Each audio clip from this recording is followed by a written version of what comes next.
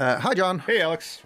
Do you know what I hate? What's that? Routine expeditions. Oh, you're in luck then, because this is anything but. Yeah, but they do say that phrase about 1,500 times. Yeah, it was in the theme song of Land of the Lost. Give me a Mesozoic mind. Bring me away from all mankind. You can keep your Cenozoic, but I'll take that Mesozoic. Give me a Mesozoic mind.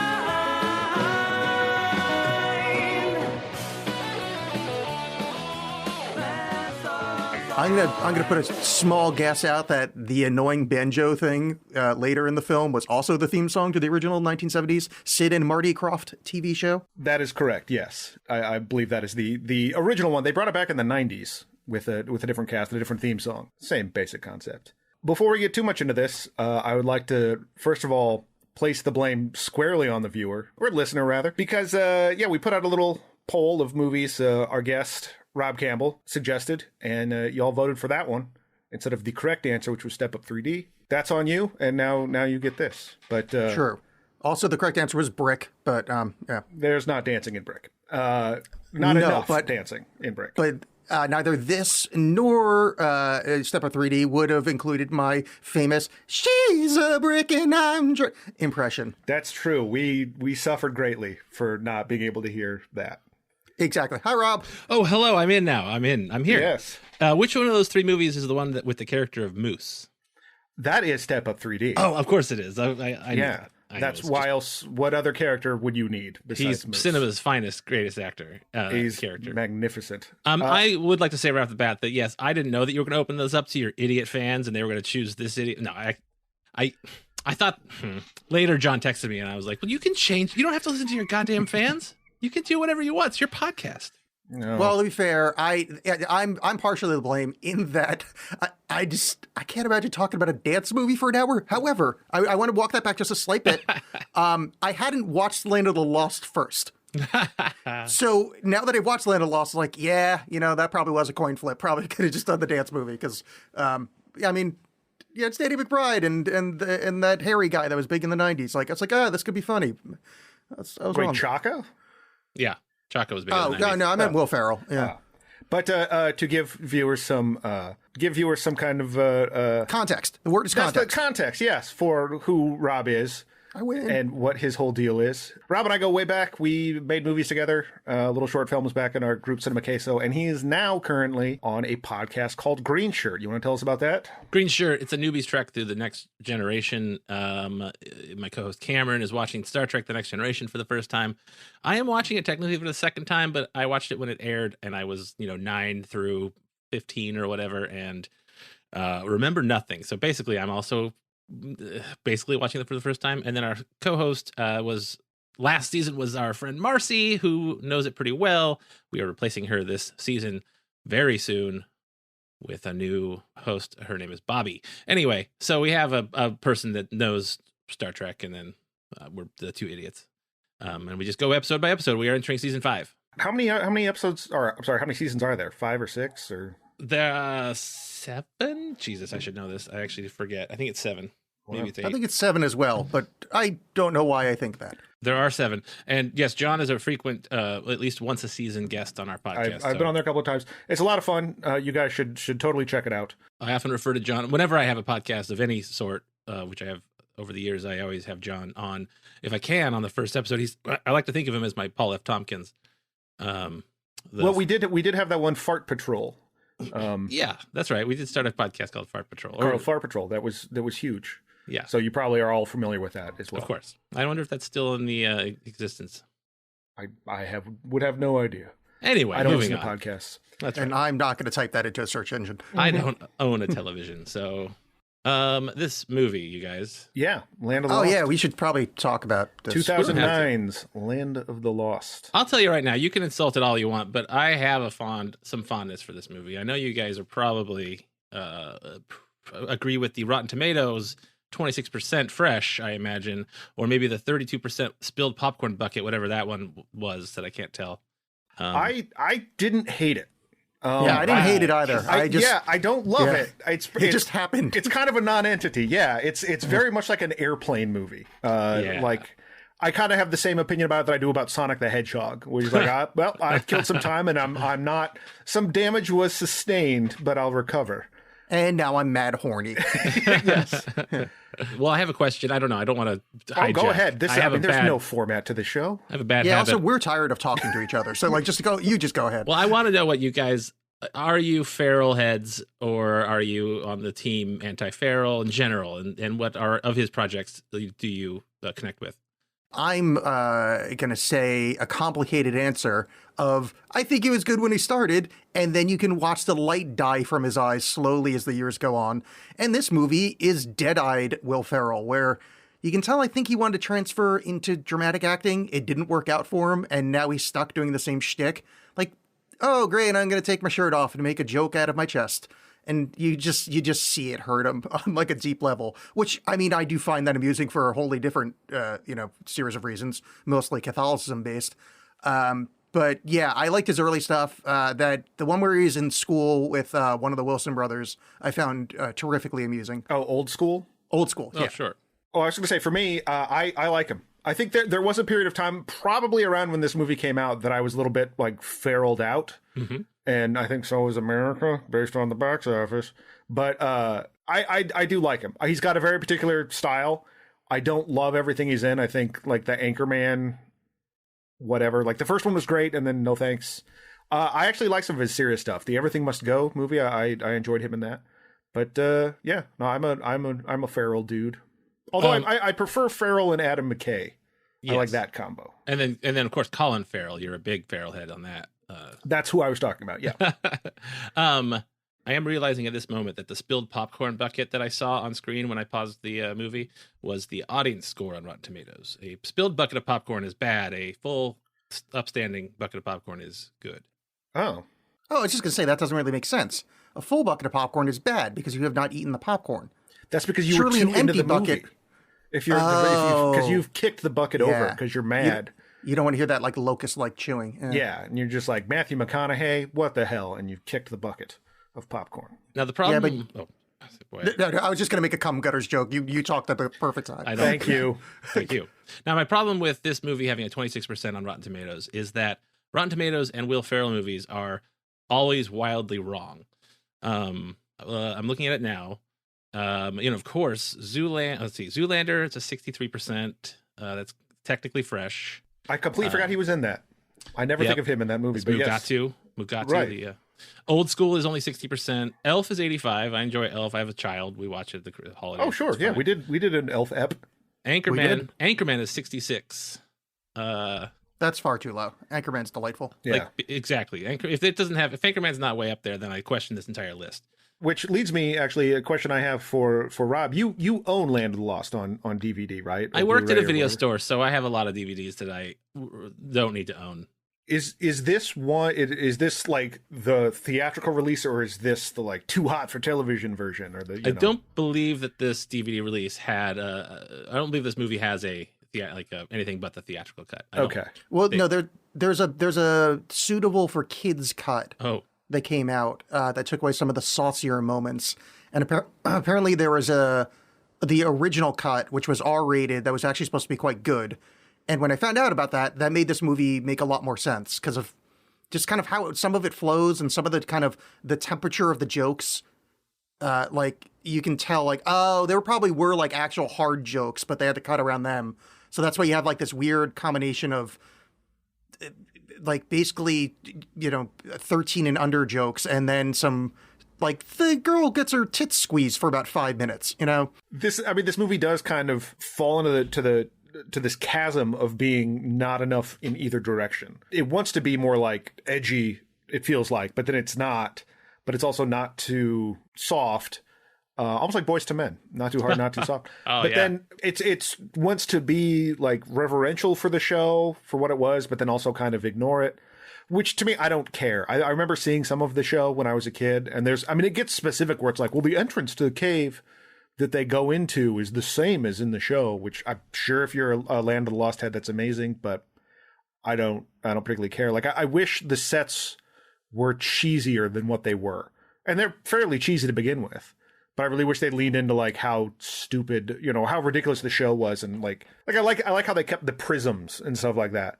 But I kind of wish they would have gone more like weird, almost Doctor Who with it, which is a strange thing for me to say. But I think sometimes it's a little too slick. That's fine. That's a fine criticism. I do really like the look and color of this film. I think it's compelling, and I don't know if I know a lot of things. I mean, there's a couple scenes that are look Burton-esque, and some that are just like theme park-esque, which I don't think you see. I don't know, especially like in the top of the volcano and he's dancing across the lava somehow. Like, I don't know. I do like the look of this film, and I think it's maybe not singular, but I think there's not a whole lot of movies that look quite like this. No. Yeah, I'm kind of on the same temperature. It looked really nice. I just saw where John's coming from. Where I kind of wish they made like a little. I just cheesed it up a little bit or niced it up. Just it's right on that line where there's a couple like a lot of the costumes where I actually laughed at who's the guy that's in the crystal, Zorn or something like that? No, Enoch. I like how Enoch is still shitty, but much better than the other Sleestak costumes. Yes. But like, I sort of want that level of commitment to the bit on everything. But there's some spots that are like, oh no, this just looks like a nice movie, which kind of then it throws it into weird relief of when they do like the cheap thing joke. So either go full cheap or full good. This weird kind of hinterland threw me off a bit. Because like, I mean, the CG isn't bad for the time necessarily, and there's actually not is much of it. Like the first time through, I kind of felt like I was like, oh man, this is kind of pretty CG heavy, but there's really not. There's a lot of practical locations. Like, and that big desert that they're hanging out in is just gorgeous. Yeah. I like the little weird objects, just, like the motel and the pool, and I don't know, like, but yeah, like the Sleestaks are a compelling creature. The fact that they, stuck so closely to their original design, and I again also haven't really seen much of the original or the 1990 remake, but I got a little kick out of the Sleestaks looking so weird and cheap, and then also having the weird multi-mouth teeth level. Yeah, that was fun. Yeah, that was that was a neat way to take to play with the concept. Like, we're still going to do this like crappy looking thing, but here we've made it like terrifying when it needs to be. I don't know how much you looked into the director and whatnot. If you have, if you want to drive that boat, or if I have a little bit, but yeah, I mean, like I looked into the Brad Silberling only to discover, to my horror, that he in fact directed City of Angels. Yes, City of Angels, the remake of Wim Wenders. The Superior. I saw that. The Superior to Wim Wenders. Sure, that's one way to put it. Oh God, that's him. If you're basing your quality of movie, like if your rubric is Meg Ryan in it, then yes, it's a superior movie. That's right. And Peter Falk's in the original, right? That is true. So that he was the original Meg Ryan. And an amazingly awkward Nick Cave scene. The body of work is also inexplicable. From City of Angels to Lemony Snicket's Series of Unfortunate Events, which makes sense with this movie, and then Moonlight Mile and Casper, not in chronological order, of course. Casper, the children's movie with Christina Ricci, it's just a weird, wide swinging. But yeah, so he's had a variety of stuff too. A lot of TV work, which I think this movie feels a lot like a more of a television show than a movie. And some of that is also the writing. There's a couple of what's his name? Dennis McNichols, I believe is the gentleman's name, was the one of the writers in this. He's an SNL guy, helped write The Ladies' Man as well. And Chaka is an SNL alum as well. He's one of the Lonely Island guys. Oh, is that who that is? It is. And it makes me wish, it does make me wish that this was a Lonely Island movie. 100%. I'm sure it seems like he had, like, I don't know, it feels like it has some DNA shared with a Lonely Island joint. But yeah, not my favorite Yorma performance. Obviously, he doesn't have much to work with. I was just glad that he's an adult. I didn't look. It just looked like a child. And during the tit grabbing scene, I'm like, oh, this is...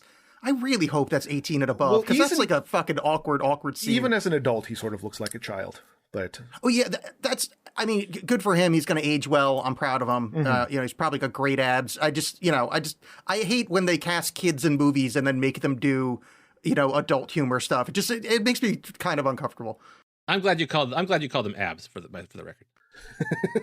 And not. Well, no, okay. The reason I say cum gutters is I had a very awkward description of Matthew McConaughey on the show that I've repeated since then of referred to him as having cum gutters. And John brought up the sacred name of Mr. McConaughey. Yeah, I don't know that the context made the phrase cum gutters any better. Oh, I was trying to make it better. How long have you known me? That's true. What That's I do true. is pretend I said something wrong and then just keep hammering it into the ground. And It's then called the just- Dave Letterman then School of just Comedy. Move on. Yeah. Both Farrell really Farrells it up, and McBride totally McBrides it up. And I defend these things because throughout history, comedians, there's the Tramp. I mean, we have Chaplin only played one character, and Buster Keaton really only played one character, and Carrot Top only played one character As Citizen Kane. That's right. Citizen So I think Top. it's okay. There is a history of comic performers who don't have much range. Although you're right, Farrell does some drama, and that it works in some cases. Well, and I think in this one too, like he's often like a blowhard kind of character. Yeah. But I think in this one, there's not much more to his character other than being Will Ferrell. But it's fine. Like Right.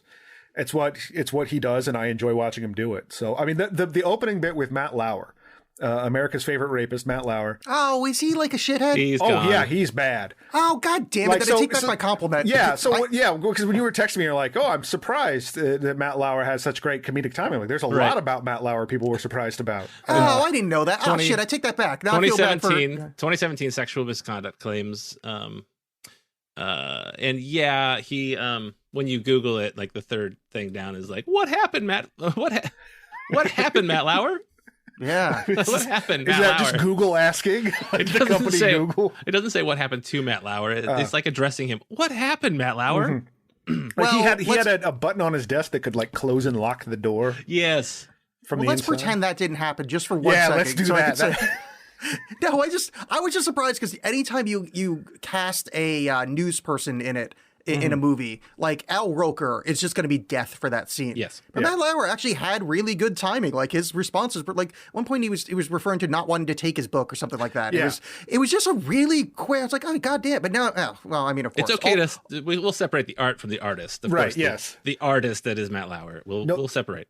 Those Yeah. two bits are actually like the high points of the movie for me. Like I liked those two scenes a lot because I mean I'm always a fan of just like the complete jackass or idiot interacting with the straight man and like not picking up any signals from it.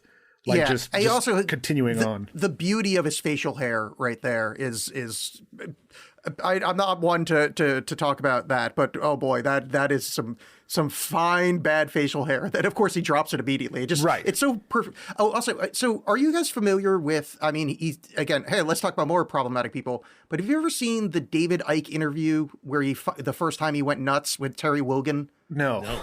So David Icke was a soccer presenter. He was an ex-goalie and did a soccer presenter until he went on the Terry Wogan show on the BBC in all purple and claimed to be the son of Christ, the son of God, This is the same lizard people guy. lizard people guy. However, that interview is not very similar, but has so many echoes and shades to the interview with Matt Lauer in the beginning. And this movie has lizard people in it. Like, are they trying to talk to me? Is this like some kind of secret shit here? Watching it with a tinfoil hat on. Yeah, so if Like anybody they're at home wants to talking see to it, look up David Icke on Terry Wogan. It is, you just keep in mind, this is like it would be like Charles Barkley coming out and started talking about, oh yeah, it turns out that I'm God incarnate and I only wear purple now, which doesn't sound that weird, but yeah. I did like right off the bat, a failed handshake from Will Ferrell. I'm like, all right, I'm on board. I like that. Yeah. I mean, before that, there was the first scene, which I would just touch on very, very briefly, was the stranger crash lands in a strange land. It's the titular, the land of the lost. He is lost in this land. And I really hoped that was going to be, I assumed with this team, this filmmaking team, that it was going to end up being some wacky character actor later on that they were going to run into. But nope, just a dead guy. Yeah, in fact, I forgot when I was watching it again. Like I forgot that scene even happened. Right. Because it's really ancillary to the rest of the film, and it kind of, I mean, arguably takes away from some of the surprise of this. Right. Where you're like, oh, this other guy's here, rather than if you just enter into this world and experience it along with them, that might be a little bit more fun. If this were a Sandler film, that character would be like Steve Buscemi or Rob Schneider. Yeah. Rob Schneider Later and he would have a on. hilarious accent. He had gone crazy because he'd been living there so long. I totally expected that, but hey, bucked expectations. Yeah, he'll pop out with a sleeve stacks are about to fuck and go, you can do it. Yeah, And everybody yeah, gets like yeah. a big laugh. Yeah. Just, Yeah. it's almost like I was talking the other day about how I kind of miss the Saturday afternoon movies of just like being at home and turning on Fox 42 or whatever and just here's some dumb like Gary Busey cop movie, I'll just watch it. And this seems like a perfect movie to just sort of encounter on like the USA Network or something, and then just. I'm glad you brought up Gary Busey there, though, because I didn't look up.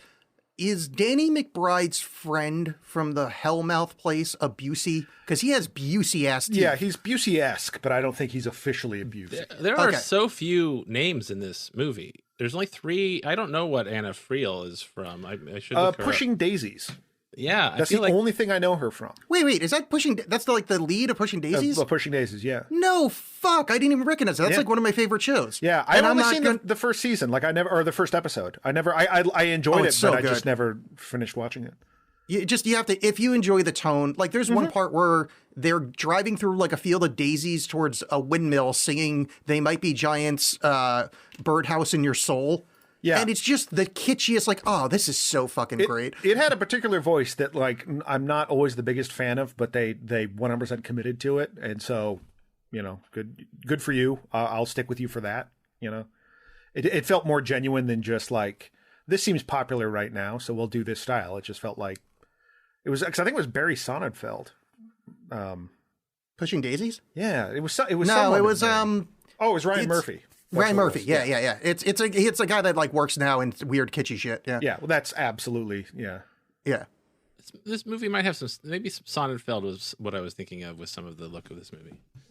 It had some of that. Like there were moments that it was a little like that kind of kineticism, if that's even a word that Barry Sonnenfeld has. But some of it is a little staid. I would actually like it to be a little less staid. That's true.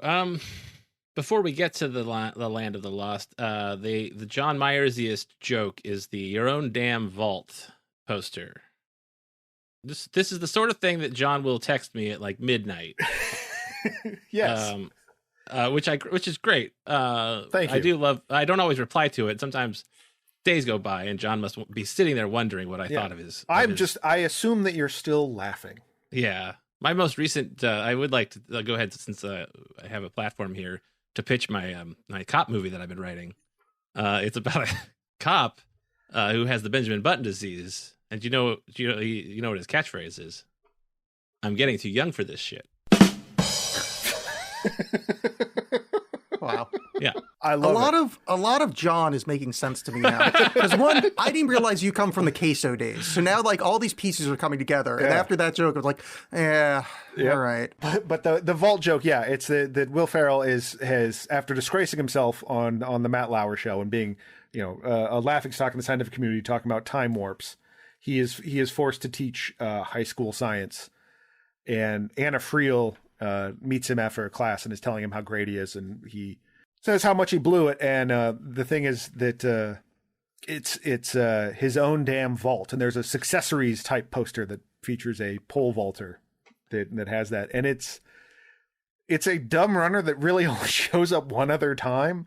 Well, But two it other. was- I mean, he mentions it. In That's the right, middle, he does- and he then does- he vaults. Call back to it. Yeah, it is dumb as hell, but again, it's a thing where like they committed to this absolute waste of a joke, and I have to give them credit for that.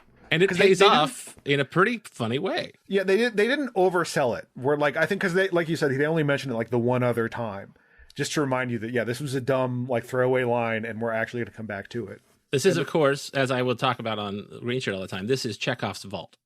Mm-hmm. And they bring it up in the first act, so you have to pole vault in the third act. Absolutely.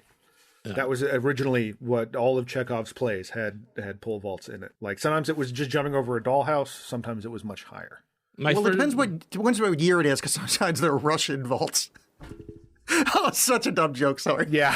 Please cut that. See, Poland gets taken over by Russia frequently, so the pole vaults would become the Russian vault. That's Oh, I get it. Okay. Hey, get it? A Polish joke. I like it. In the 21st century, a Polish joke. I'm making a reference to this movie. yes. Yes. Yeah. Yes. There's one later. That's not good. My first, I both love and hate myself. the first thing that I remember groaning at and saying, "Oh, this movie is going to be hard to defend," was the Captain Kirk's nipples. Yeah. Come on. I mean, Oh, yeah. come yeah. on. That- I'm sorry. That was It's- was an element that felt like, Will, people loved it when you did this stuff in Anchorman. Just free ball it and say something funny here. Yeah. And And people love it when Steve feels Carell, very forced. Steve Carell does it. People love it when he shouts things during the Yeah. waxing scene. Anyway, Yeah. Would you like it better if it was about Picard? Yes. Yes. Because you're a next generation. All right, I see where the source of your anger is. Absolutely. Picard's nipples are much better. Yeah. Yeah. Picard's nipples are the better captain. Yeah. Now, what about if we go like Pike or somebody like that? His are all. Does he even have nipples after the incident? Well, I think in the Discovery timeline he does because he's foxy as fuck. Oh, is he in the Discovery? He Zone? is. Yeah. I mean, I stopped watching it, but he was definitely there for a while, and he is a silver fox. It is during this time that he mentions the second problematic figure where he got a photo with Jared from Subway. So not only is so there's Matt Lauer, who's been canceled, obviously, and then Yeah, that's true. and then I got a photo with Jared because he used to have an eating problem. Comedy is timeless and is funny forever. Yeah, that was a thing that. Hey, wait a second. What year did this movie come out? I think 2009? that must be post Jared being in trouble. No. No. No, Really? Jared was originally Donald Trump's vice presidential pick, and then that came out. I don't know why that would change anything. I'm going to Google what happened to Jared. Well, I've got just bookmarks on my computer of all the people that are falsely imprisoned by some of man's laws. Yeah. Free thinkers, you call them. Hey, you believe in Adam and Steve. I believe it, and I'm not going to finish this joke. Adam and a much younger Steve. Yeah. But that was a thing with his eating that was, unlike the vault thing, was like a 2-line joke that I thought something else was going to happen to it. That I did like the gag when you're kind of introduced to his stress sad eating, where he's eating a donut filled with M&Ms, and the reasoning was that way when you're done eating the donut, you don't have to go eat some M&Ms. Yeah, I like that too. But then like it's when she finally convinces him to build the tachyon amplifier, which was his amazing invention that will let him cross the time warps or whatever that he's envisioned. He goes on an eating binge and just lists off a bunch of different fast food restaurants he went to Right. before passing out, which felt a little bit like, look, we got these sponsorships. Yeah. How are we going to use them? You got Jared from Subway should have made a cameo. Yeah. Should have made an appearance. I am glad they didn't later flash back to his fatter days, like Friends would do or whatever, I was waiting for that, for a more sort of like or that he gets fat in the middle of the movie. Yeah, it's some sort of problematic kind of thing. But no, they just don't even do anything with it. He mentioned, he throws back for later with I think I would know something about food presentation, but it's not worth it. Right. It would have been funny if he was just every time any food was found in land of the land that he was just can't help himself, but let's try this. Yeah. Uh, All the eating scenes are gross. So Rob, being a Star Trek guy, let's discuss this together, you and I. Yeah. How do you feel about them using tachyons in something that doesn't travel through time? Because this goes to a different dimension. See, I care very little about the accuracy of the science in TV shows. I will often defend. They're always, Star Trek always writing themselves out of corners by just making up some science. So the show wouldn't exist without nonsense. So unfortunately, your tachyon, I have no strong opinions on tachyons. Well, I do, and I nearly got in a fight at a bar once Let's with hear the it. term tachyon. Let's hear it. You have 45 seconds to tell us everything you hate about this use of tachyons. Absolutely nothing. It's just one of those dumb sciencey words they also use on Star Trek. Okay. Oh, that's it. I did make the mistake about thinking about this movie, and Oh, you poor summer child. the whole thing, because she convinces him that his tachyon theories might be real by presenting him with a fossilized imprint of what looks like a Zippo lighter with big cat on it. And then she storms out. Yeah, and then he puts his lighter in there, and he's like, "Wait a minute, that's my lighter." But I thought it was another dimension, not time travel. It's both. That's what they established. Yeah. Because it's something that I didn't even remember until, again, the second time through. I was like, "Wait a minute, that doesn't actually make any sense." They said it's all time happening simultaneously. That's why they could suck in bits of Vegas and Planet of the Apes sets, and I don't know where else that statue's from. But they don't go back to where they came from, as far as I know. Yeah, it doesn't make a lot of sense. Yeah. It's better than, I think if they had tried to explain time travel, John would most certainly have hated it. Yeah. So. Oh yeah. And I think particularly for this kind of movie, you don't need to. You just go, here, let's make some pee jokes. Well, in the alternate cut, you had to feel real emotion and love to make the tachyon emitter work. Well, yeah, and then you go into the Land of Lost behind a staircase. So John really would have loved it. Yeah. McBride is introduced, and again, 100% McBride. Does McBride ever stretch in anything? I really like McBride. I love Righteous Gemstones is a great show. Yes. Eastbound and Down, terrific. Yeah. But has he ever done anything but McBride? In that Alien movie, he was Oh, toned down McBride. Like he Yeah. was he was more like McBride, but from a different part of the South. right. Yeah, I think that it's all just kind of variations, because I do think that his character in Righteous Gemstones is different from Eastbound and Down. But McBride is, he is classic McBride.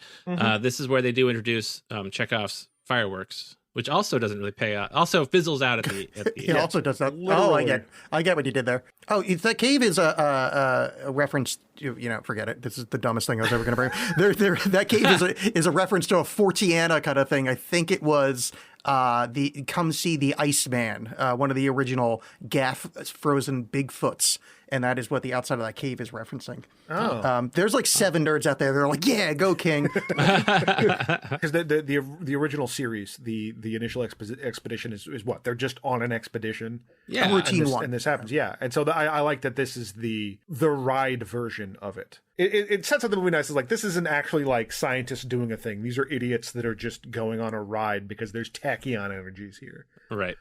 And I think that kind of like tonally that worked for me. Because it's how little this movie takes itself seriously. Of course. And I really, of course, do not understand what they did to open this portal. Was it the machine he built? Or was it the crystal she was wearing around her neck? Was it dropping in the water, fritzed it out? I have no idea what caused it. Yeah. He sent out a tachyon resonant wave. Yeah, it was that he was harnessing the resonant frequency of the tachyons near the time crystals, which, by the way, science has just found recently. So somebody's telling the future. Yeah. Anyway, so he goes on Terry Wogan and he starts talking about how he's the Messiah. I think the in very heavy quotes science is that thing like basically like tunes in a frequency. They went to a place with a whole bunch of those crystals and caused the thing to open. Because I think it's the same thing that's happening later when they're in like the lizard man's cave and he puts the crystal that she's wearing in his dealie. Mm-hmm. To use very scientific terms. What I honestly really like here is when it takes them on this like rapid ride and then dumps them over the waterfall. That didn't like happen in the real world. Like they were already transported into this weird liminal state. And it's a weird like sort of intellectual way to describe this, pseudo intellectual way to describe this, I should say. But I do like how just nothing in the real world changed. It didn't just like tear a hole right in the actual reality, or like the ground opened up. No, they're just gone now. I found that notable as well. I enjoyed that about it. Well, I wouldn't be me if I didn't point out the thing that I found notable in this scene. So they have a Sleestak, and I'm going to put in quotes here, costume in that cave. Now, later in the film, we know that when Sleestaks are going to be, in flagrante delicti, a.k.a. bumping cloaca, they shed their skins. So, has a Sleestak fucked in that cave? I think, yes. Oh, yeah, fair enough. Yeah. I think that was answer. actually Jared's cameo. That was somebody Jared. That's his old size, like 48 pants. His old pants. I think there's probably a healthy backstory and show Bible for this, where the old founder of that Cave of Wonders or whatever had stumbled upon this dimension at some point and brought home a Sleestak skin. Yeah, and fucked it. That actually might have been the original purpose of this rest stop, was like, come watch these lizard people bang.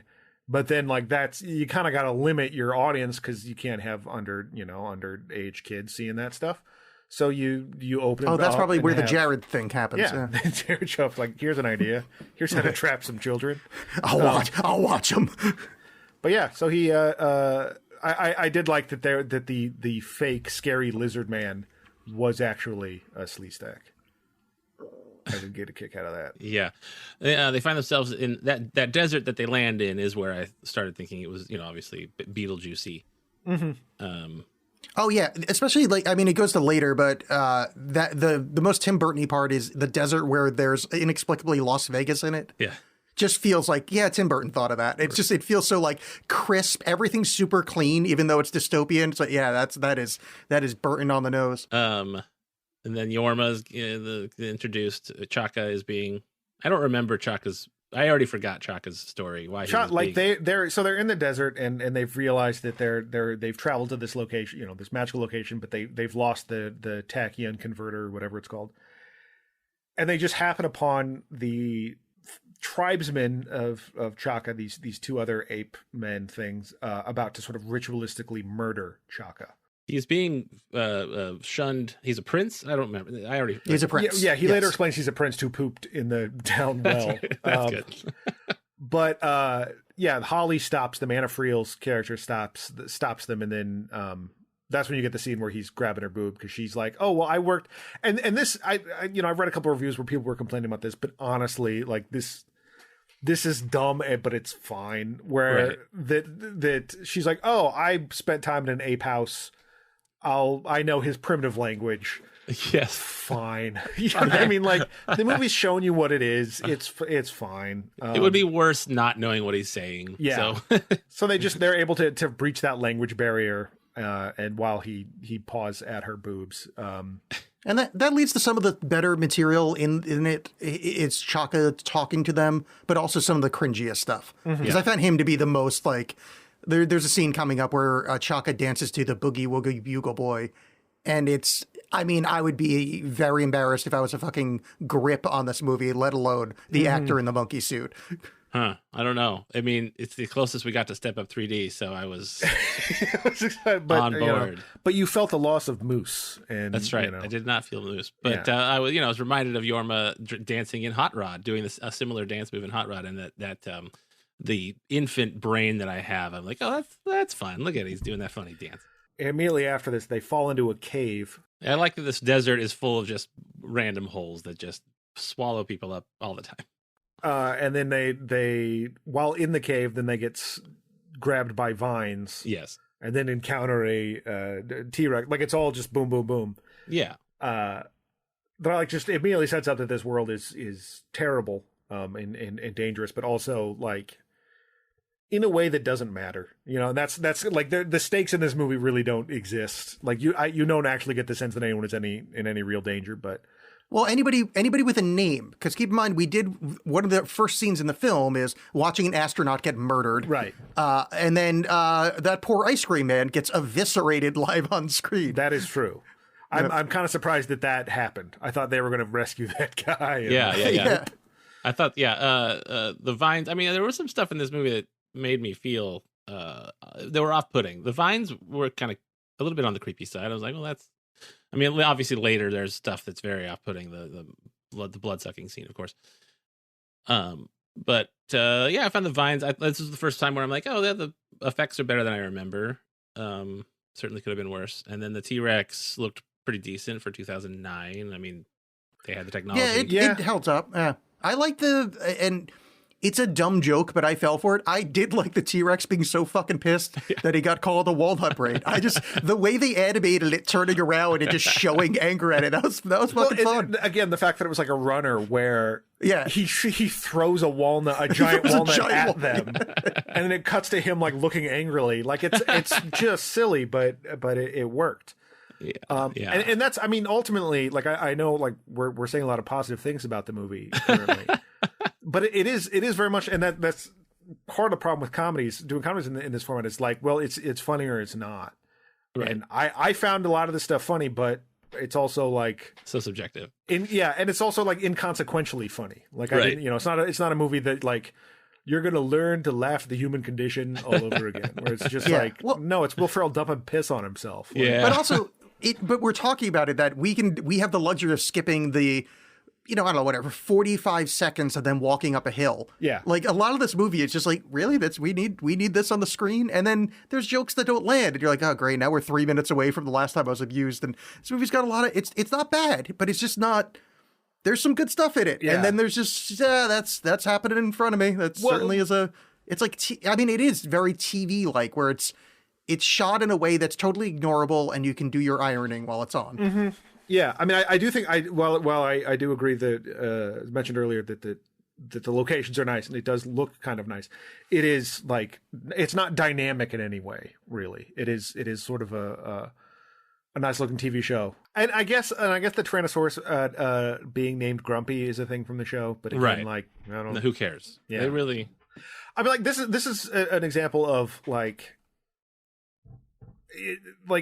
I'm sure there are purists of this series that were like, they did this wrong and this wrong, but like this was a remake that is fun. It's like the Brady Bunch movie where it's like, look, here's the basic concepts of the show, but we're gonna like riff on it and do some weirder stuff with it that I think is totally fine.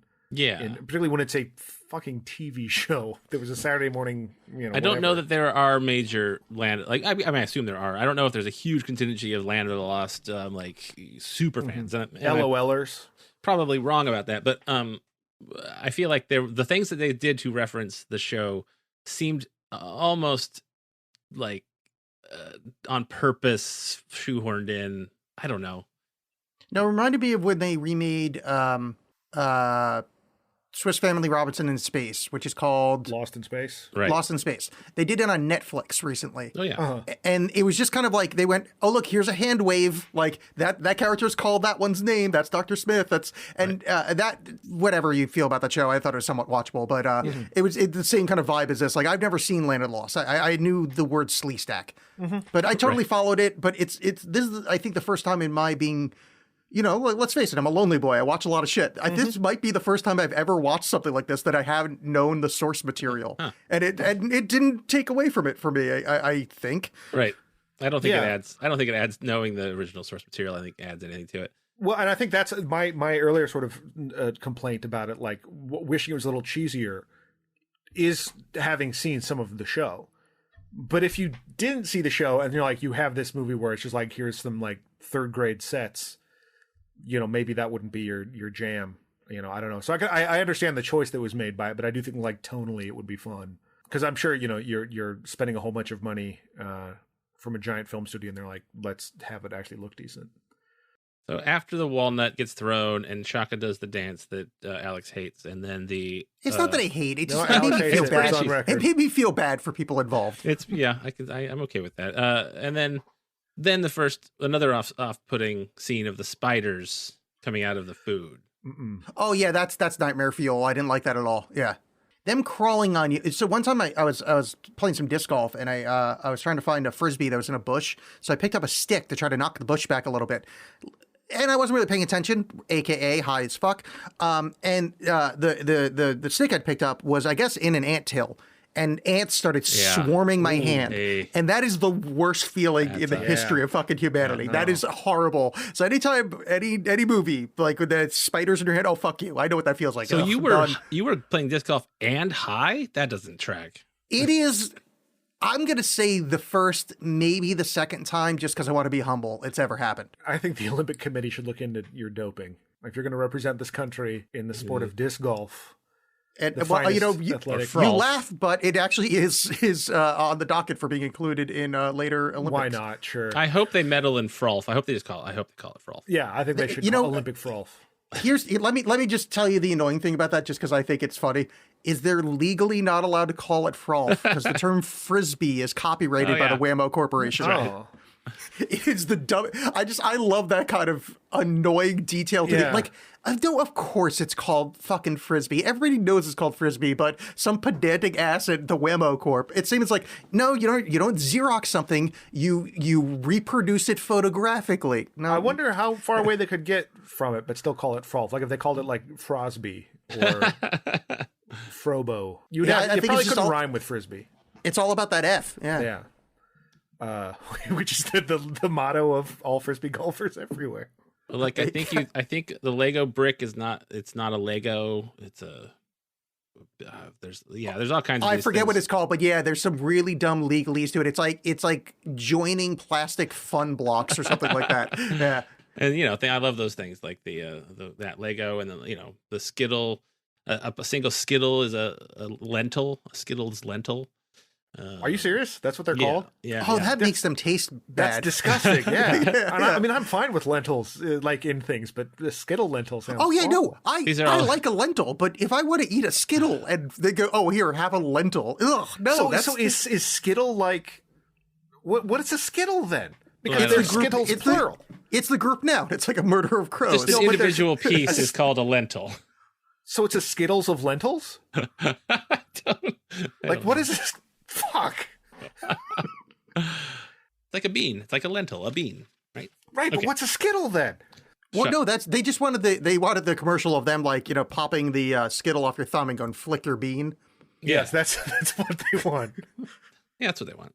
Yep. So here's a little secret. I'm just gonna tell Rob this is I just try to make really awful sex jokes because we've like been talking for like 5 minutes and one of us has to edit this. So It gives me a way out. yeah, sorry, John. Yeah. I'm finally gonna let you in on the secret. That's why- often it's That's why all the transitions on this show are so smooth. That's right. well, it's I put the g in segue. I mean, bad news. You can't cut this out if I continue to refer to Skittles lentils every 5 minutes. That's true. The audience needs context.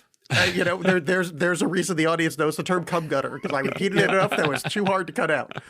I think one of the funniest jokes in this, and it's somewhere around here, Yes. is Chorizo never trust a dude in a tunic. Yeah, it's Is a funny bit of comedy right there. I like that. Well, just the things that generally pay off, like later, like it's a funny bit, like on its own. It's like that throwaway line on 30 Rock, where it's like never follow a hippie to a second location. Like it's just a funny gag, but the fact that it like comes around later that Enoch is in trouble and that because he's wearing a tunic, like that's his shame tunic. I like that that Danny McBride is right a few times. He's not always the total idiot. I mean, he's a business owner. He's got like a rad, Right. boat. So he we hasn't been salute late them. in 6 years, but that's one thing. Whatever. I mean, I didn't like him right off the bat when he makes some joke about her being wet, which was another terrible, not good joke. Oh, I forgot Yeah. about that. Yeah, that was a bad one. And I mean, whatever. I guess it's funny. I mean, it's not, but I hated the tit mugs. Yeah, sure. It's just like it's just easy. Like the only people that are gonna laugh at that are just like people that have bumper stickers. It's just it's gross. That's an example to me of like I don't think it's funny, but Danny McBride saying it is funny to me. And it paints a picture right away of who he is. Yeah, like I 100% agree that it's like a lot of the bodily humor stuff, like the urine scene later is just pretty like, well, fine, whatever. He's dumping piss on himself.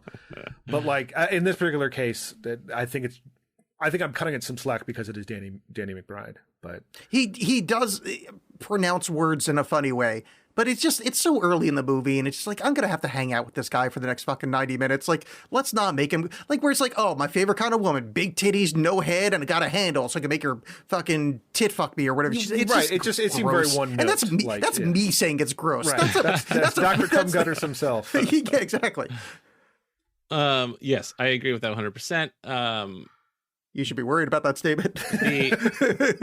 The auto-tune crystal was memorable. These are the moment. There are moments Yeah. that I remember from the viewing many years ago. And auto-tune, the spiders coming out of the egg was one. The auto-tune crystal. Autotune Crystal kind of annoyed me that I found it amusing. 'Cause Yes. it's Yeah. it's like what's up kind of joke where it's like, I'm referencing that thing we all know, but god damn it, it actually amused me. yeah. It's made what me you laugh. would. It's what you possibly would do if you came into contact with a auto-tune crystal. But it's just it's a thing that like Will Ferrell, again, if you're on board with Will Ferrell, this is kind of what he excels about. Like when he has his arms he just goes, oh, you can feel it in your forearms.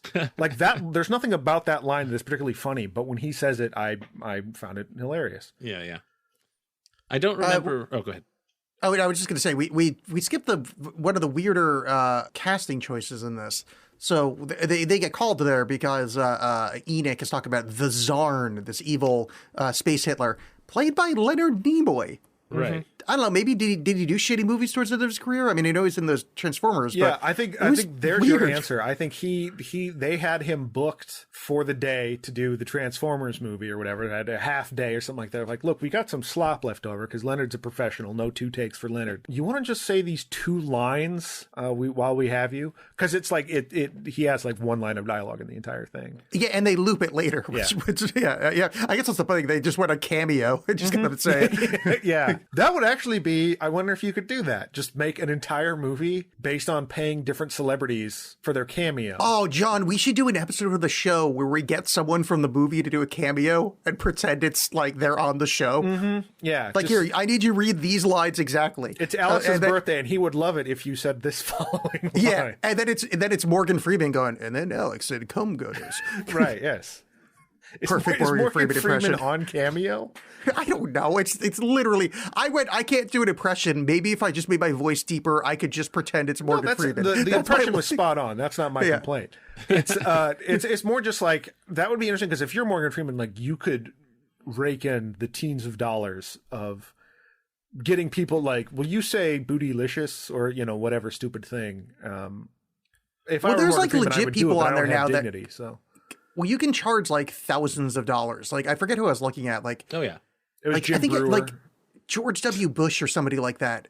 Like somebody that should not be on Cameo, but it was like $1,000 for like 5 minutes or something. Some like absurd holy shit they're making money just out wow. of I wrote down the quote, "Are you saying chorizo tacos?" And I can't remember what they're mishearing there. But I really like that part. Yeah, he is saying, it's when because they discover the when they go to the Sleestack Temple. Like they come back to it later. Oh, but, Sleestaka. Yeah. Sleestaka. yeah, and they can't figure out what he's saying, and then Are Will you Ferrell stands up, saying- and there's a thing written in English that says "Beware Sleestack" behind him, and he's like, "We'll never know." Are And you this was- saying chorizo taco? Do not mess with us. I'm very hungry right now. But this was a moment where this thing just happens, and whatever. Where like the Sleestacks come out, and Anna Friel's Holly pulls off her belt, and she's like, "I'm gonna, whip your ass." And Will Ferrell figures out that her belt buckle reflects light, and is like, "Oh, well, obviously I should shine it into the eyes of these statues." Like, This is of course Chekhov's belt, because she does use it in Act 3 to beat the asses of the Sleestacks. that is correct. Chekhov's belt. Well, it's more Chekhov's ass slapping, because Yeah. it's teased, and then you finally, if you're going to introduce an ass, That's it's right. got to get whooped in Act 3. But But yeah, like, that yeah, was. it's yeah, okay. But they kind of repeat the same, not the same joke, but like there's also a laser pointer runner later. Yeah. It's just it's a weird, like, I don't know. It's the exact same idea that they just show up later with the T-Rex with the laser pointer in its teeth. But this was a bit that I couldn't like. I couldn't cut it slack of like, well, it's just a silly movie. Where it's just like, this doesn't make any sense. Why is this? Why did he go like, oh, what we should do is shine this into an eye? Well, if I may just, Please don't.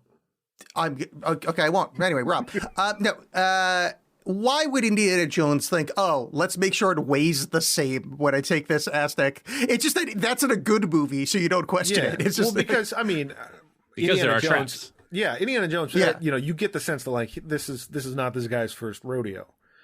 That's in fact why the movie's not called Indiana Jones and the First Rodeo, because it is not. That's the Whereas- upcoming. The upcoming one. That's the new one.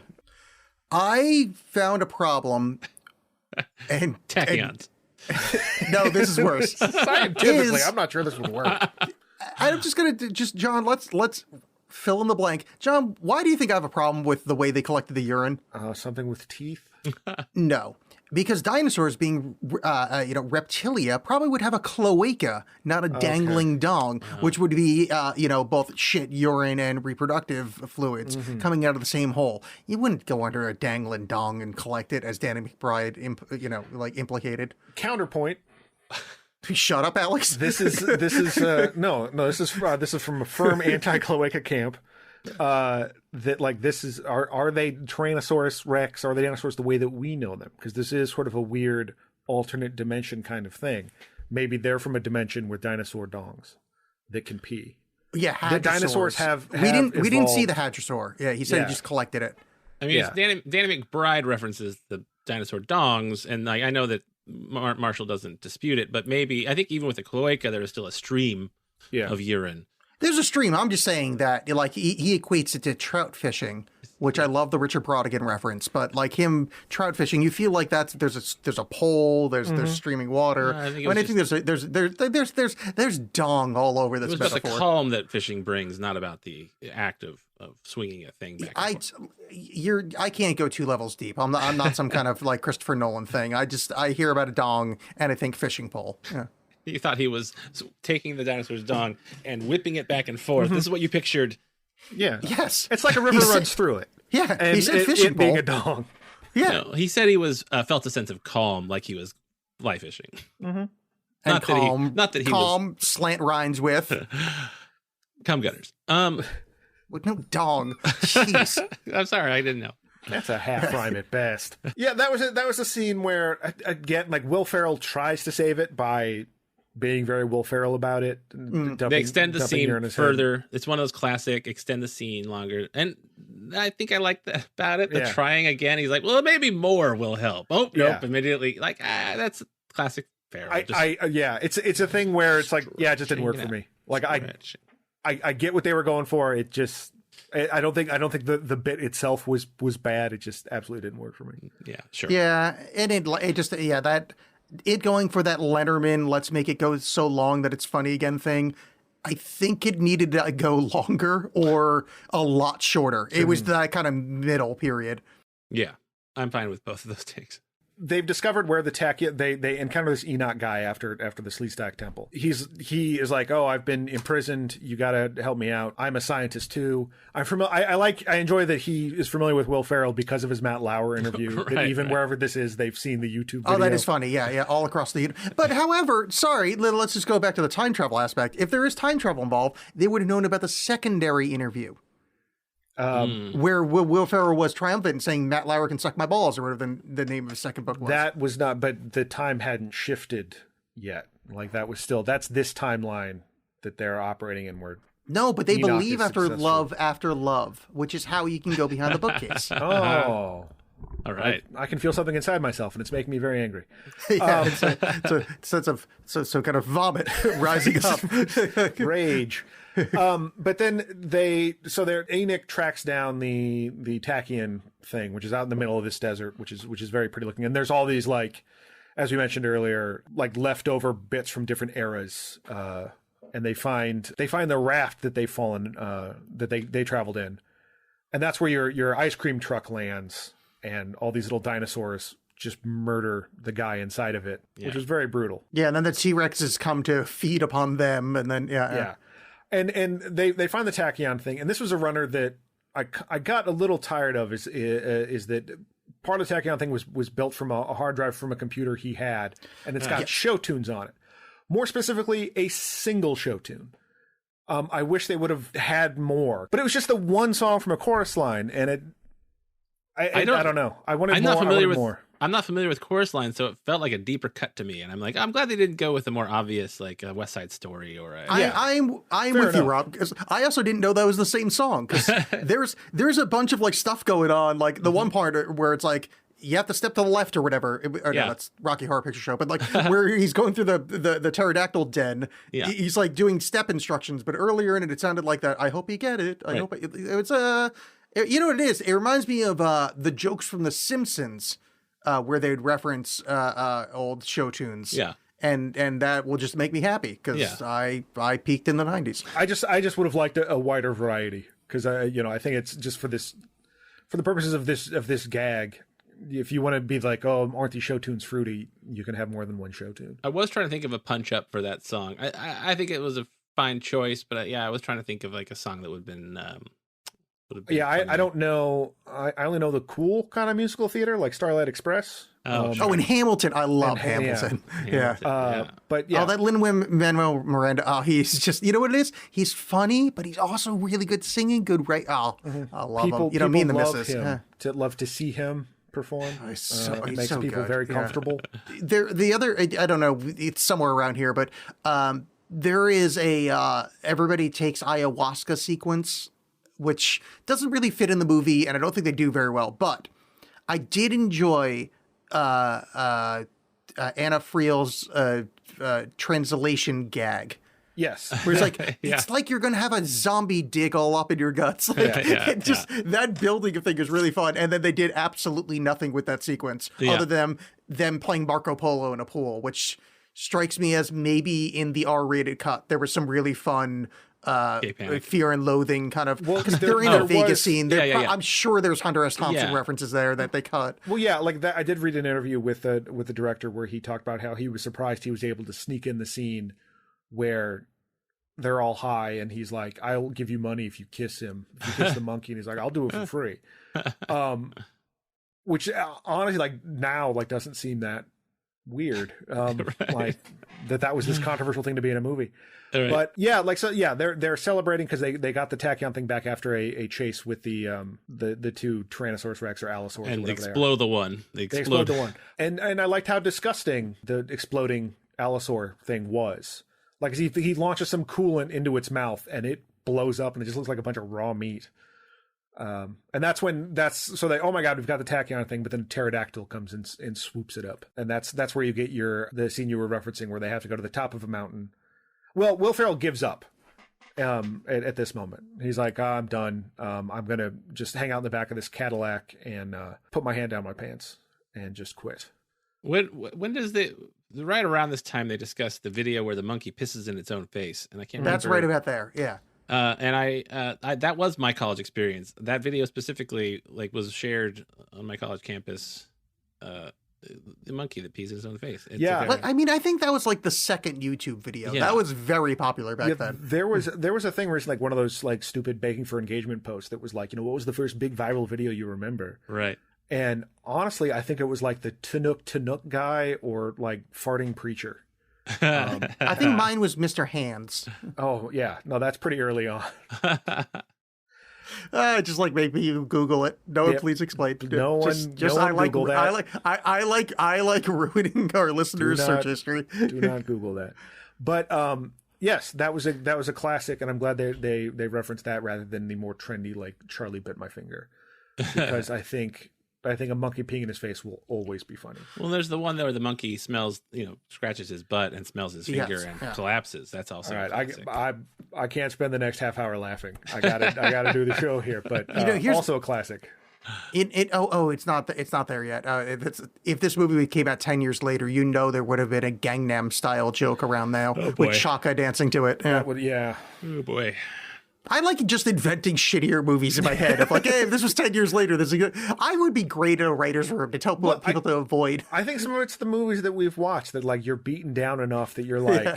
this could be worse though. How can we get it there? You know what's terrible though is the remit of this show is we don't watch movies that are like epically bad. We're actually watching movies that are supposed to be enjoyable, Right. and Well, still they're garbage heaps. I mean, for as much as like this movie has been like, I think even the head of Universal has said, Ron Meyer, president of Universal in 2011 said, Land of Lost was just crap. I mean, there's no excuse for it. The best intentions all went wrong. oh, that's harsh. And yeah, I do think it's a little, I mean, I'm sure in the moment, because they took a bath on this movie, it made no money.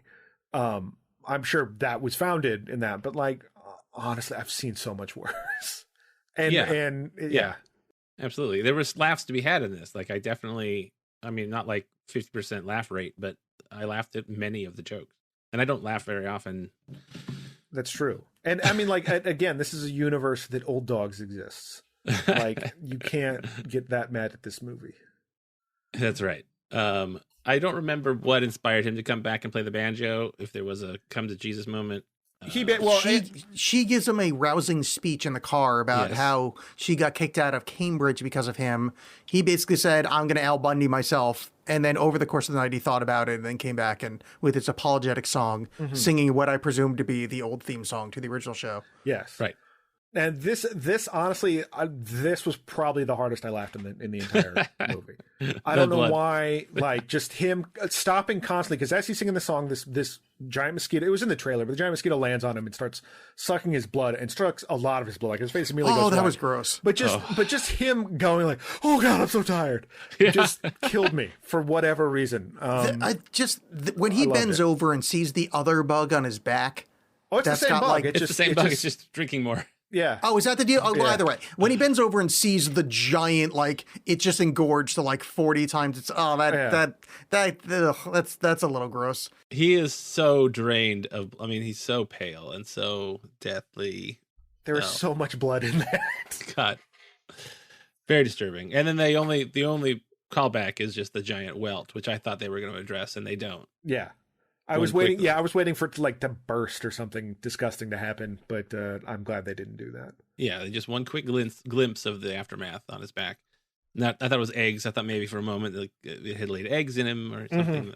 That would be more. Oh, that could have gone a lot worse. Yeah, Yes. if he had eggs bursting. Ugh. Yeah. All right, come on, guys. Let's remake the movie. Like, so at the end when he gets eaten by the Tyrannosaurus Rex, like it chomps into it and then causes a bunch of bugs to fly out, and that's how he escapes. Well, all right. So that's it. Let's talk about that T-Rex thing because well, we're not there because we have to talk about the eggs and how much We're I hate almost that there. scene. We're almost there. Yeah. all right. Because fine. I mean, Fair honestly, enough. like not a lot of stuff happens in this movie. But we referenced it earlier. They find that a pterodactyl has taken the tachyon converter, whatever, to its lair, which is on top of a volcano. Inside the rim of the volcano are a bunch of its eggs, and he's got to step around the eggs. And while also walk on the volcanic glass. Yes. To answer Rob's question earlier of inexplicably walking on, there's volcanic glass because that answers the question. that was the thing. So that they build up like, so he has to not break the surface tension, but also not get these eggs to hatch by dripping sweat on them and get the thing. And so he does it. There's this little montage of him getting ready where he like rolls down his socks, ties off his shirt or whatever. And just the payoff of that, him doing it, is so just lackluster. I was expecting a little bit more, Catherine Zeta-Jones in Entrapment or something. More dynamic, sure. Yeah, because it was just there. And that was, well, this would that was a be big where letdown. the other show tune would come in handy. Sure. If it kicks up into another, like, whatever, I don't know show tunes, but like some upbeat show tune that he has to dance with the rhythm of the show tune around the little egg pillars or something. America. Right. Or this is where Yeah, Gangnam yeah. Style comes in. But yeah. Yeah. If it were that many years later, exactly. But yeah, just imagine whoop whoop whoop, and him I go wanted, whoop, I whoop, wanted a yeah, little bit more there. Not that like I wanted genuine tension from this movie, but just that like it needed to be a lot more fun than it was. I liked the look of the lava and the eggs, and I don't know. What do we think about Chaka singing? It was just I don't know. Yeah. Yeah, it was short enough that I found Yeah. it funny. Yeah. It's a thing I could look at and recognize as a joke. I like theme park theming. I've been into it more lately after listening to again, I'm a big podcast listener, and What's the name of that one? Theme Podcast Park, The Ride. Podcast? I like Yeah, Podcast The Ride. Yeah. And this like their enthusiasm for like theming and like the fake. They have a whole episode where they rate the best fake rocks in theme parks. They're like they do that's awesome. a final four of fake rocks, and so it makes me really appreciate. And this looked like a totally fake, but kind of just like a magical theme park land. So now we're talking about better podcasts. Let's get back to this one. Oh right, yeah. After the goddamn it. volcano, that is when they do the "I Just Want to Celebrate," which is it a nod to Three Kings? They have Oh, that I didn't same- even think about that. Yeah. I think it is. Yeah, because they're in the desert and yeah. And they're jumping in the air like they do in Three Kings to that same song. And the motel pool, I find all that interesting. Then the Howling Loneliness, that's when the drug trip happens. Yeah, that's when I take the drug. And yeah, this was another situation where like, oh, I kind of wish you would have done more with this. Because Yes. it was funny to see. We talked a little bit about this with Psycho Gorman, where it's like when you see the crazy ball from their point of view, it's this huge epic thing. Yeah. But then when you pull back and see it in reality, like it would have been a little bit more fun to play with this fantastical world. Yes. Maybe and see that, and then come back and it's just Danny, McBride in the pool going like, if you're a cop, you have to tell me. But just seeing that side of it was a little lackluster. 100%. This was kind of the part of the movie that dragged the most. I did like the bit with the giant crab. How just like inconsequential it was. And then the giant slice of lemon, it's just like totally a Mel Brooks. Yes, like it yeah, doesn't yeah. make any sense while it's there, but I love that it is there. But yeah, it felt a little unnecessary compared to what else was going on in the movie and where we were at in the movie.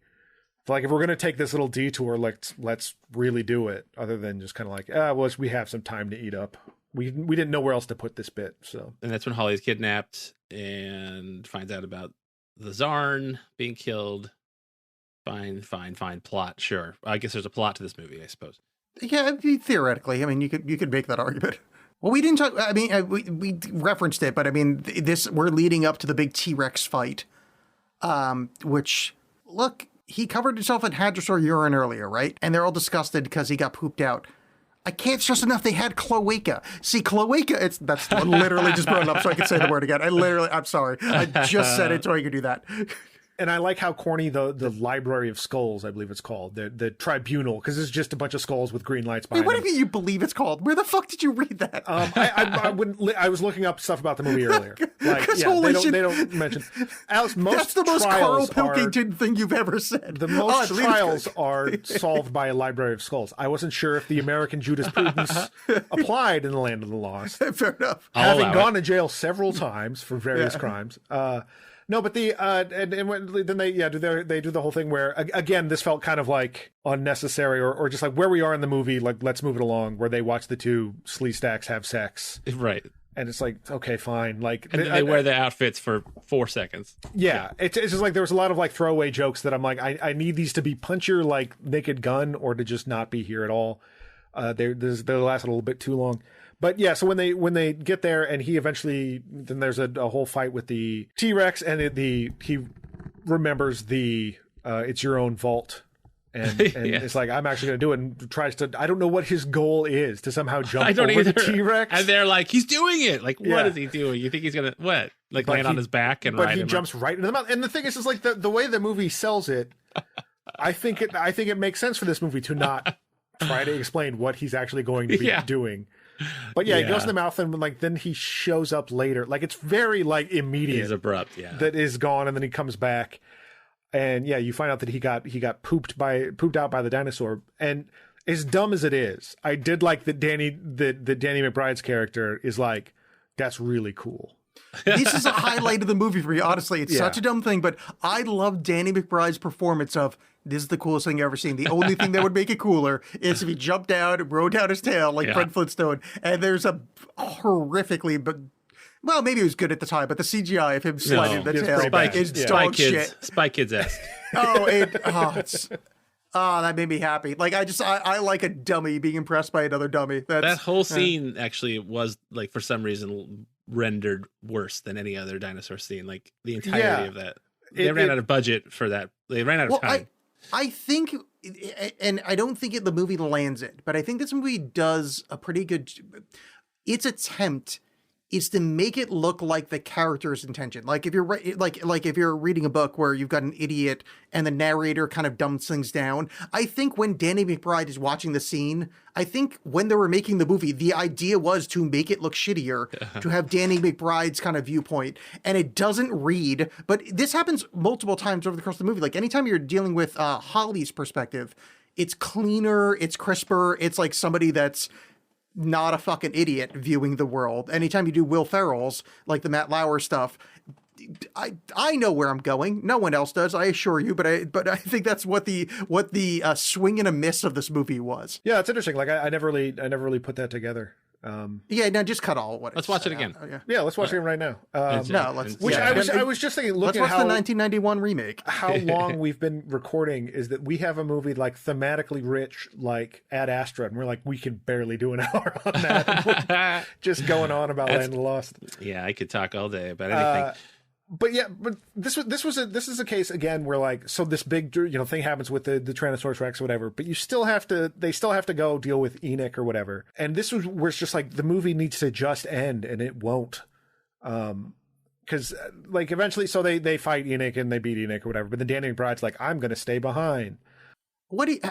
How do you feel about the Danny McBride meets the Chaka's wives? Well, I'm getting joke? to that. Okay, sorry. No, that's fine, because then you get back and I didn't mean that apology. It's empty. just it was another example of like this throwaway joke going on for too long. Like, these are your women. Now we're going to hang out for a bit and listen to Danny McBride kind of riff on that and be his Danny McBride, like, oh, I'm like basically his best friend or whatever.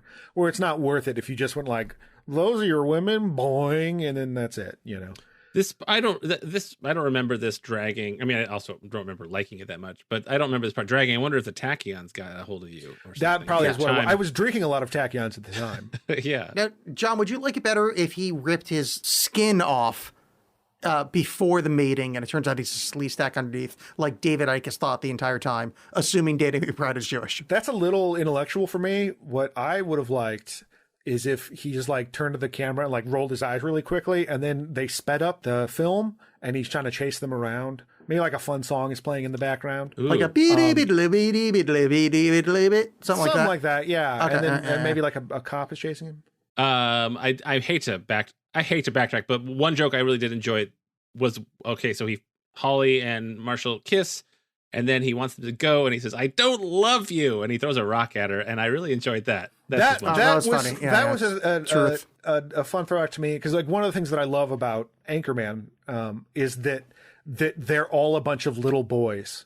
And then an actual like woman shows up and they don't know what to do. That's how he knows how to get rid of her, is like treat her like Harry and the Hendersons, Right. you know. And I got a big kick out of that. Yeah. So yeah, sorry, I had to go back to that. And then the movie ends, and then there's you're right, the Matt Lauer sucks, and Matt Lauer does an amazing job. Matt Lauer's a great guy. Two thumbs up to everything. Wait, Matt Lauer wait, does. sorry. No, like we've been proud of flipping here, and I just want to be clear. I don't like his acting. I like the way he behaves Right. in person. No, I think Much he's like- good in this movie. People liked him in this movie. Yeah. I think everybody agreed he did a good job. Like what I've said in the past about like I really hate Kevin Spacey's acting, but I agree wholeheartedly with the way he lives his life. And John signed off on this 100 Well, you times bring it up before. every episode, Yeah. regardless of what movie we're doing. Well, you know, It didn't hey, really we're work talking in about, Boss Baby. Well, maybe we're talking it about did. the Laos. I mean, look, talking about Boss Baby, if you don't bring up Kevin Spacey's Man, have you guys sex done predatory nature. Have you done Boss Baby? We did Boss Baby. Oh, I missed that. I have to go back on that because I have some real problems with the world building in that. So did we. Why does he have money? Why does money exist? My question is, what is the mom's story? She's pregnant, and then a child arrives in a cab, and then she's not pregnant. I want to know what happened to her in between those two things. I feel like I think this I gets think we brought up in covered our it. episode. Yeah. I think we cover that. Good. Yeah. In fact, I was just reading there's a philosophical symposium happening right now about Boss Baby. Because But I'm sure it does not bring up plot elements, but we were not invited, and I'm curious about it. I watch shitty kids movies with my kid all the time, and I don't usually. I mean, I don't usually have a problem with whatever world they decide to build, whatever nonsense. It usually makes sense. This is one that I could not get over. Yeah, that was my thing. Like with Sonic, when we watched Sonic, basically the end result was like, this is not a movie for us. This is a movie for 9-year-olds, and I'm sure if I was 9, I'd love it. Whereas Boss Baby, I'm like, what the fuck do you think you're trying to do here? Yeah, I mean, moving along is movie ends. Well, there's Matt post Lauer can credits. suck it, and I assume both of you hung out after the credits. Yeah. because we're trained by Marvel. Even though that happens later, I sat there and there's an after credit sequence. And these credits weren't terrible either. I think they No, credits no, were yeah, well they look animated nice, yeah. as well. Little baby Sleestack is horrible. It's cute and scary. Horrible. Yeah, It's yeah. adorable. Yeah, but they reference earlier in the film that how Sleestacks can breed very quickly and take over. And I don't know if there's, I mean, it probably needs another Sleestack to fuck, but like, you know what's weird? It's movies like this where it sets up a sequel. You know, there's like those movies that there's like 7 sequels no one's ever seen. There was like one popular movie, and then there's like Universal 9. Soldier. Yeah. Yeah. Why is there no Land of the Lost 2? Like, I mean, the movie bombed. Why didn't they like go, hey, the company that makes Transmorphers, which I can't remember their name. Yeah, it's not Full Moon Entertainment. That's a different thing. No, but it's yeah. on that. Like, fuck it. Full Moon Entertainment's perfect. Why don't they go, hey, Full Moon Entertainment, give us $2,000 and we'll give you the rights to Land of the Lost because we bombed horribly. And they make a $5 million sequel to Well, it. it would Yeah. also be pretty impressive. Like they would do just a straight like it's a serious sci-fi thing. You know, exactly. and But not why try to not? be I mean, funny with they lost money on it. Yeah. Just fucking, yeah. But yeah, well, and I The much prefer Asylum. the Asylum. Yeah, that's right. it, yeah. Asylum. Yeah. Yeah. The more like the end question mark versus like we're going to spend a lot of time setting up a sequel. It just leaves the door open in case you're like, did you guys care for this? We can have more if you want. And America went no, thank But you. yeah, it went. We made 60-something million on a $100 million budget, and I mean, yeah. like we generally had positive things to say about this movie, but it is like it's a nothing movie. You know, when people say, oh, hey, man, just turn your brain off and enjoy a flick, I often, my response is always like, I don't know where I heard this originally. It might have been a John Myersism. Was like, that's what you have to do to survive torture, right? To turn off your brain to survive being tortured. And so I'm like, that's not like I wouldn't sell a movie by saying, yeah, it's just like pretend you're being tortured. So I'm really glad. I think going into this movie with dirt level expectations really helps it. It's way better than everybody, than you heard, and as far as Will Ferrell movies, I think it might be top 10. I've certainly seen worse. I would actually argue, for as much as I like Adam McKay and Will Ferrell stuff, I think I probably like this better than Talladega Nights. Me too. Well, Has Will Ferrell been in 11 movies? Yeah. At least. Oh, okay, yeah. Here, Then I'm I can't necessarily agree it's top 10. I'm gonna name a couple of movies that he's the lead in. I'm not gonna say like Zoolander because he's just he's a side character. I'll name a couple of Will Ferrell where he leads the movies, and you'll say if you liked it better, if you like Land of the Lost better or less. Anchorman, Yeah, of course. less That's, better. yeah. Step Brothers is better than Land of the Lost. You never saw it. Oh, Step Brothers is good. Step Brothers is good. Elf, Elf Elf better, is yeah. close, but I still think I Oh, like Elf. I enjoy Elf. I have a crush on Zoe Deschanel from that movie. Sure, I enjoy As Elf. we discussed, I'm sure, for an hour. Yeah, I listened that to was that most one. of it. Yeah. The other guys I barely remember. It's him Don't and know Mark what that is. Wahlberg. Yeah. It's him and Mark Wahlberg are a cop team. Yeah, so I like. Oh, I like no, that I did one see better. that movie. Yeah. Actually, I did like that. Yeah, Yeah. I liked it, but I don't know if I remember if it's better or worse than Land of the Lost. I don't remember. I think Land of the Lost is definitely better than Blades of Glory. Obviously. Didn't Never see that, seen but that that one. looked fucking Yeah. awful. It's Yeah. It's real bad. Old School, is that a Will Ferrell lead, or is he just like second to the Wilson brother? I've never seen it. so I think that's couldn't- co-lead.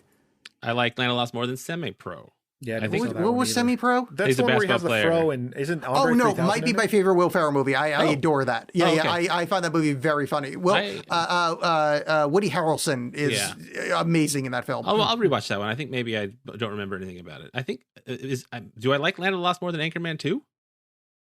I honestly do. I would say that I do Ooh, simply yeah, because that's like I had such like I love Anchorman, and Anchorman 2 was so just like, okay, I guess we're doing this now. If I hadn't seen Anchorman and watched Anchorman 2 first, I would have liked it more than Land of the Lost. But Yeah. because I'd seen Anchorman, which is I think a pretty fucking fun, enjoyable movie. Yeah, Anchorman 2. Yeah, probably worse than Land of the Lost. I didn't see The Campaign with Zach Galifianakis, and I don't think that's probably very good.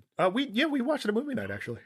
I don't remember The Campaign. That's because it's not worth remembering. Okay. Yeah. And then The House with Amy Poehler, that was fine. Yeah, I never saw that. He That's- starts a Yeah, casino. yeah. Holmes That's and a- Watson, I haven't seen because I heard it was just unwatchable. Actually, Holmes and Watson was nowhere near as bad as people said it oh, was. good. I'll check It's that out. not, I mean, don't watch it. Okay. But it's totally like, oh, this is just an unoffensive thing that's going to happen for an hour and a half in front of my eyeballs. How does it stack up to Land of the Lost? I'm a pretty big, like, I've read all the Sherlock Holmes stories like multiple times, and just the fact that they're referencing it kind of, I'm a biased interpreter, but I would Holmes Just and because Watson. a book I'd is rather- in it, you like it. No, it's a book I really like, and Stephen Fry reads the audiobook, so you know I'm Who's predisposed. that? Richard Pryor's brother? Got it. Oh, a joke from the 70s. I get it. Yeah. The last one I'll check with you is what's better, Land of the Lost or The Landlord, the Funny or Die video with Adam McKay's little girl. I gotta go. The swearing baby is. That's swearing baby. Oh, wait, no, the landlord, that's the one with Thor's hilarious roommate, right? I don't know. Anyway, thank you guys. Yeah, that Thank- was Land of the Lost. We did it. All right, Land of the Lost, I think we all know what we think. All right, so we have a segment on the show where we recommend things, and I think we can't do anything but recommend the classic Greensleeves, the song, which apparently Rob does a whole podcast about, which I can't imagine doing more than like one episode. But I mean, whatever, dude. You're a more talented talker than I am. That's what my recommendation is going to be. Thanks. Is Green Shirts, Green which Shirt. I've listened to 2 episodes of, which is, it sounds like I'm being shitty, but that's, No. I did the Alex Cast for 10 years. Yeah. And I don't think I've ever listened to more than 1 episode of any fucking asshole that showed up on my show. I don't- So you are double the amount. I appreciate that. I've been told that my co-hosts laugh at me more than I deserve, which I think is true. I just had one friend that said, "Yeah, they really laughed at your jokes." Like, really hard. I was like, "Well, I think you're right." That's fine. No, I know. Yeah. But it is Green Shirts, Newbies Trek to the Next Generation. And yes, you can also, I'm a screen printer. I make t-shirts at shirtnerdery.com. I was just at Comic-Con last weekend selling t-shirts. I have a little retail store in Milwaukee called Made in Milwaukee where I sell my shirts and other. Milwaukee, Oregon. That's right. Milwaukee, Oregon. We're owned by Dark Horse Comics. We're right next door. Is that true? That's awesome. our Yeah. landlord. Yeah, our landlord Yeah. is Dark Oh, Horse. that's neat. Yeah. Have you ever seen their movie Virus that they made with Jamie Lee Mm-mm. Curtis? Oh, wait, maybe I did. Yeah, it's they made a lot of money on the Max movie and then made Virus, and it's very bad. Oh no. Yeah, Oh, we should watch that after we do Step Up 3D. yeah. Do you guys have recommendations? I want to hear what you guys are watching right I revisited Freaked. Oh. The Alex Winter. Alex Winter. Oh, yeah, from I was Bill and about to say, Ted. yeah. It's available for free on YouTube. I found it because I was thinking about like goofball, like dynamic goofball science fiction comedy kind of things, and that came to mind. And I found it on, and I loved it when I It's saw it crazy. on like Cinemax. It's, I mean, there's certain jokes that don't Yep. hold up in 2021, whatever. But man, it's fun, and the effects are great, the makeup stuff, and just now? Mr. T. Mr. T, yeah. But the anything with Stewie, the little troll kid, just killed me. It's very cartoonish, and I got a kick out of it. Oh, So I recommend checking that out. Like I said, it's free on YouTube. It's been a long time since I've seen that. Well, I've recommended this on the show before, or at least referenced it, but I can't tell you how much I enjoyed Winona Earp. And I'm not kidding. You That enjoyed show what? is great. Winona Earp. It's Wyatt Earp, but Yeah. a lady. Okay. I watched it immediately after watching Van Helsing, but a lady. But I finished the entire run of the show, and it is dog shit enjoyable. It's so fucking bad, but it's great. Like, at some point they realized, oh, we know what show we're making. Let's just fucking do it. And they just, no, I don't care. Oh, yeah, this whole weird backstory with like demons and whatever. Yeah, one of the main characters is going to be half angel. That's what happened. Hey, you know what happens to that show? Doc Holliday from the Old West. He becomes immortal and trapped in a well for 100 years so he can be in the modern times in the show. And then in season 4, they turn him into a vampire. Okay. It's the I'm dumbest show I'm kind of on ever. board with this. It's like there's that Rob Lowe series where it was like a lawyer show, and they knew they were going to get canceled. So in the last season, they just made one of the characters a serial killer. They had him like kill off other characters. I'm like, that's amazing. That's what this show. It is. They just turn And they into just the kept going. skid, and Oh, it is. I mean, when I say recommend it, I really mean if you're like a basement dwelling weirdo that has nothing else going on in your life and you could burn 60 hours, fucking Winona Earp. So Winona, Rob, why do we recommend something? God, it's really hard. I just watch whatever everybody's watching lately, like whatever everybody's talking about. So whatever's brand new. You know what? Something that I always want to know what people think about is the show Maniac on Netflix, with Emma Stone. Emma Stone and Jonah Hill. That's one that I really enjoyed, and I think about going back for a rewatch. I think it's really bizarre. And what's his name? Justin Theroux. Justin Theroux is like, I never recognize him, and I'm really impressed by his range in this show. And I kind of want to know if other people like it. So check that out. Netflix's Maniac. The first episode starts pretty slow, and then it goes into this whole surreal inside their brains, different genres, styles every episode. It's something that I enjoyed like probably a year ago when I watched it, and I just want more people to see it. Well, I've seen Maniac Cop, so I feel like I'm pretty covered at this point. All right, so John, I think it's easier to just say this now. What was the movie you want to watch next time? We're just doing that one. Malignant. Malignant. Oh, For yeah. next episode, everybody go and watch Malignant. Yeah, for It's, free on it's HBO Max. It is currently. a story of a young, sexy doctor that's trying to cure cancer, and he's in the middle of the rainforest. And that lady from The Sopranos shows up, but oh no, I can't find the cure for cancer. It's still malignant. The sugar ants must have. This is the movie. Who's the woman from The Sopranos in this? Edie Falco? Oh, I it's think? it's No. Edie- Okay, I just wanted to know no, which it's the lady woman. that plays Dr. Melfi, Oh, Lorraine Bracco.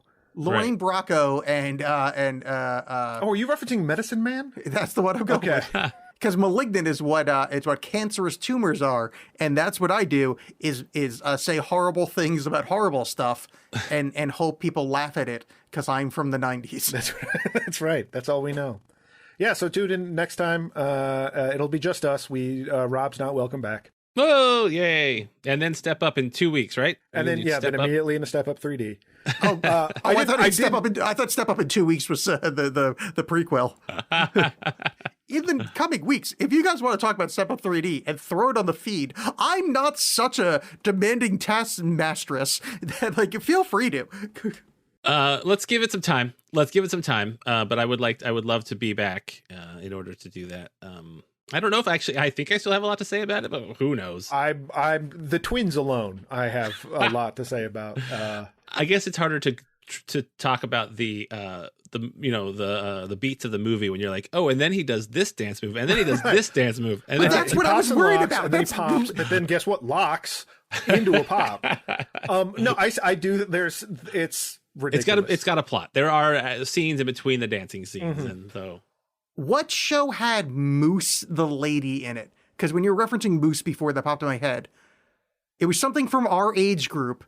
There was like a maybe like a redheaded, a kind of Rubenesque lady, like a child called Moose. Oh, you know what you're thinking of? And it's not redhead. Is You Can't Do That on Television. Is that what I'm going with? yeah. It's something from childhood. Yeah, because times. they called out. I think her name was Christine, and they called her Moose, which is like, I yeah. think And there was like that several might be jokes about exact- how ugly and awful she was. It's like, Yes. this is a child. That is my memory of it. Is like a young person be like, oh, cool, you're just going to make your career on being awkward looking. when you Google character named Moose, you get Moose from Step Up, then you get Moose from Step Up again, then you get Moose from Archie, and then you get Bullwinkle, and then you get Morris the Midget Moose from a Disney thing, and then See? again, yeah. But then most of the hits are Moose from Step Up 3D. Excellent. That's the way it should be. Yes, thank you, Rob, for joining us. Yeah, everyone check out Green Thank Shirt. you, Rob. Not just the episodes that I'm on. Like it's a fun Oh, show. but do check out the ones John's on first. And just because Marcy's leaving doesn't mean you should stop listening. You should That's right. keep Bobby listening is going to as be well. a fine replacement. Bobby Yep. Blue. She's also very great. We didn't want, and we're not just shoehorning in another female because we were like, but we also were like, we have a lot of great female talent, and we don't want to introduce a third, white guy. a white guy with different facial hair. Right. Yeah. So it's going to be great, and you don't have to like watch all of Star Trek and get up to speed. You just watch whatever episode we're doing. Yeah. And I love you. Goodbye. Okay. You heard it from Rob. He loves you. Not me. Yeah. I'm still mad. I'm indifferent. All right. Well, see you next time. Goodbye. Bye. Bye.